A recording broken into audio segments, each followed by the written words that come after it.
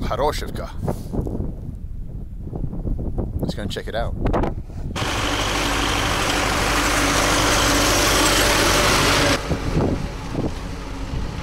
Look here, people keeping not swans, what am I talking about? Geese. Ah, that's how it is here. And here crossing the road over here is a lady. Здравствуйте. Это Horoshevka? Horoshevka, да? Хорошо.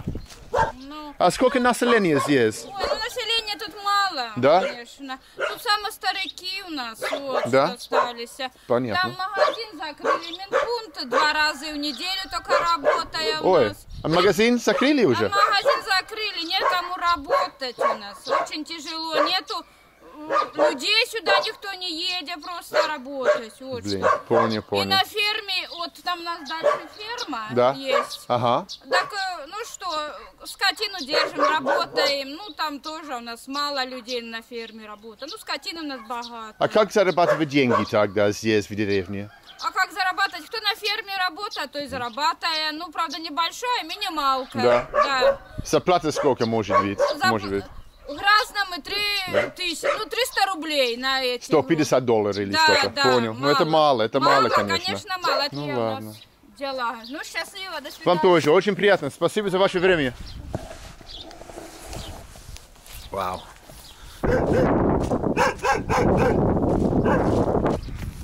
One introduction to Horoshevka. These old houses, pre-revolutionary houses, over 100 years old. Please don't splash me. Please don't splash me.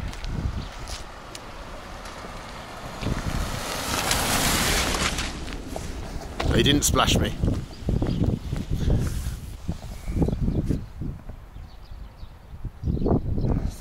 And here is the war memorial. Of course, every village has a war memorial. Oh, I'm walking through the mud.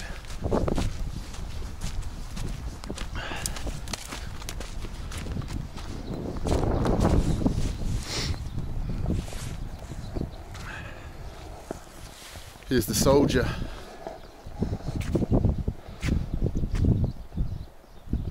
Here are buried 7 people from this village, it says up there.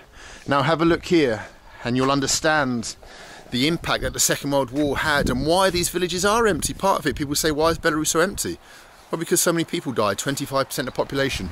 This is from this one small village. Look who died in the war. Atrashenka, Atrashenka, Atrashenka, Atrashenka, Atrashenka. It's a Ukrainian name. Look how many of that family were killed in the war. How many of Gorshunov? Whole families wiped out. Kravtsov, all of them, look, wiped out. Murdered, burned, bayoneted, shot, killed. Sent to camps in Germany, never to return to Belarus. Skachkov, Skachkov, Skachkov, Skachkov. Fathers, sons, daughters, sisters, aunties, grandmothers, granddads, babies. Killed.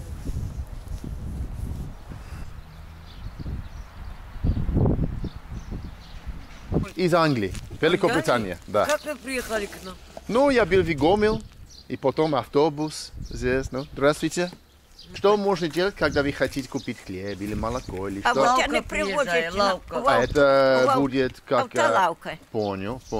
Во вторник и в пятницу приезжаем. Только 2 раза в неделю. И уже купляем, уже и в час. А если молоко нету, что делать?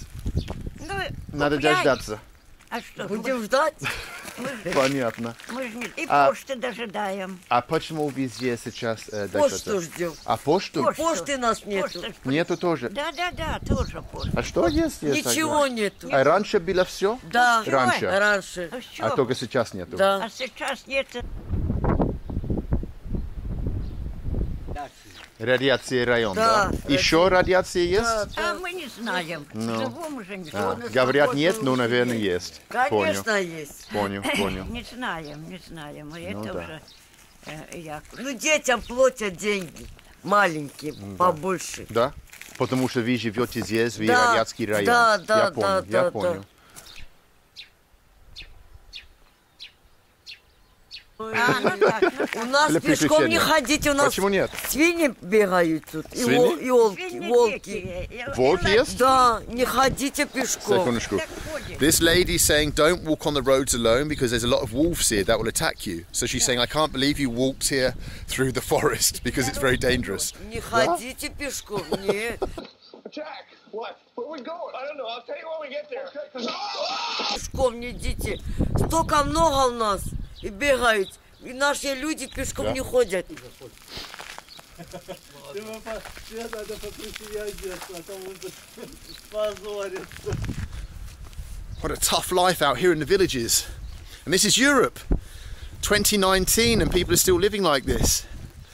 They're telling me about the radiation. They get a bigger pension for living here because of the radiation from Chernobyl.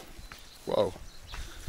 The radiation that came from the Chernobyl disaster drifted north over this area.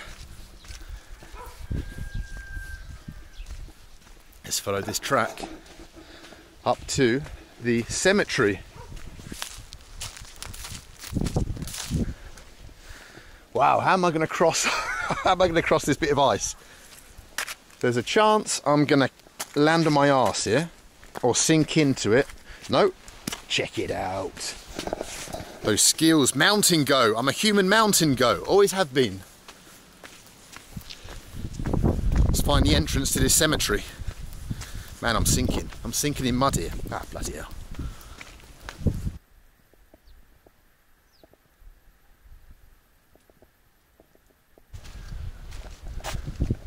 In Belarus, on gravestones, they put photos often of the person that died. Unlike in England, we don't do this. And so you can see here the pictures of the people that died.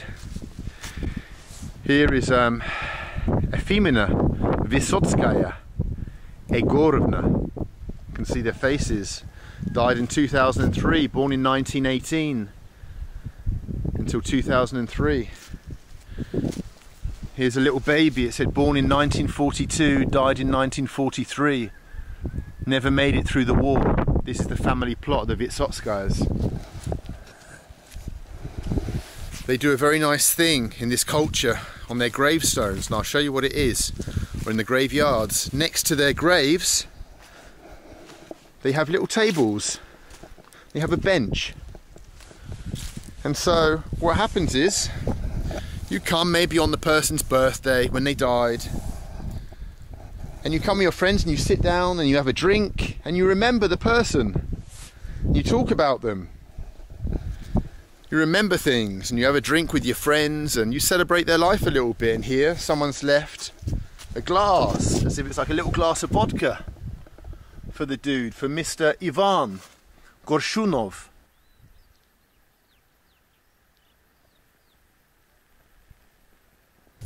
This is the same mud that I'm walking through. The mud that bogged down the tank tracks of the Panzers when they came and invaded, when they got stuck. Oh, look at it, that is mud. That is mud that German soldiers fell into on the retreat. The mud that stopped their army from conquering this land. You know?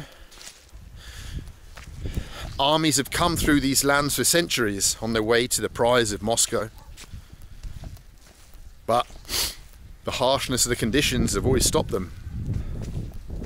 And now this is the mud that is ruining my Converse.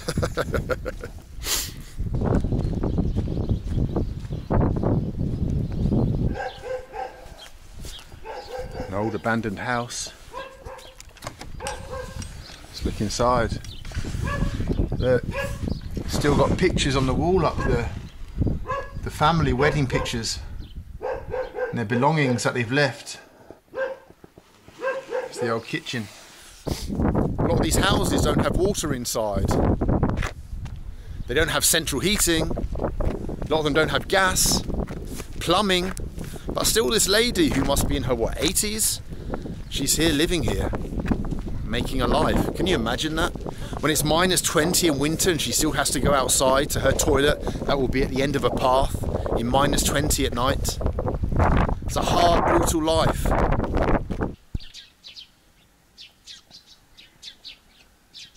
Anyone want to rent a village shop here in Belarus. Maybe you can open a bar or something here. If I look through the windows, I can see it. Old empty shelves. Just row upon row of empty shelves. So before, people would come here, been able to buy things. There's an old fridge in there and stuff.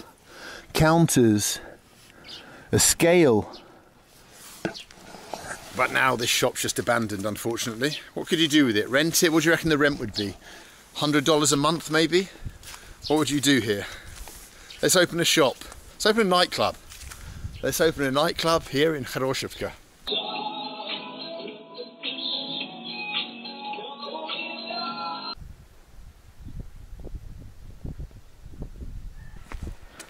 Can we go inside and have a look? Can we sneak in? Boy.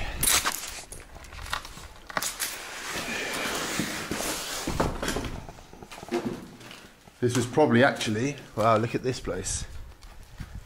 This was probably the old, look at all these shoes here, just abandoned here. The old meeting point in the village. The Dom Kultura is what they used to have, which was the house of culture where they would come and they would show films and stuff like that. Wow, look at this big auditorium before. The roof's gone. It's collapsing. Look at the old Soviet decoration. And up there the roof's just rotten. Up here some interesting graffiti. It says Slava KPSS. Glory to the Communist Party. And here, a little bit more modern. A nice penis. The classic graffiti that you see everywhere.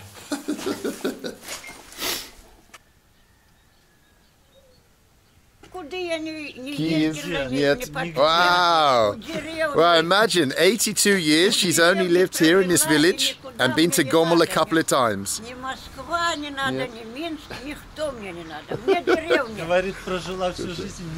Wow! Imagine that, 82 years, all she's known is this village. And the occasional trip to go. А когда последний раз в Гомель? Последний. Сколько лет назад? Ah, okay. Gomel she goes quite often, every month. Once a month she goes to Gomel, the big city. She goes to party, goes to nightclubs, goes to drink some Kingfima. Пошлите со мной, я буду показать вам Минск. Может вместе. Хорошо. I invited her to Minsk with me, just to show her Minsk, but she said no. Turned down.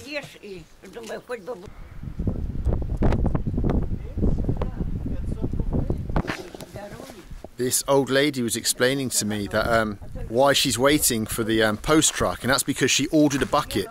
Someone in the city said they'd bring her a bucket because a gypsy stole the bucket from her well. I shouldn't laugh. A gypsy stole the bucket from her well, so she can't get any water up, so she can't drink or like cook or anything. She's got no water. Деревня. Деревня. Самая хорошая деревня. Деревня Хорошевка. Хорошие люди были. Строкать. Дочку строкать. Не чую. Дочку строкать. The bus is coming. I'm out of here. My way out of the village has come. Back to the bright lights of Gomel or wherever I'm going. Очень приятно. Спасибо вам. Очень приятно. Вам тоже. Спасибо вам большое. Удачи вам. Спасибо большое. Все будет хорошо. Да, Гомель? Или Красный партизан? Это Гомель? Да? Хорошо. До свидания. Хорошо, спасибо. До свидания.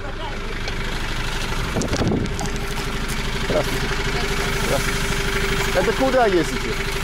Это на Добру? Да, хорошо. Сначала на Красный партизан. О.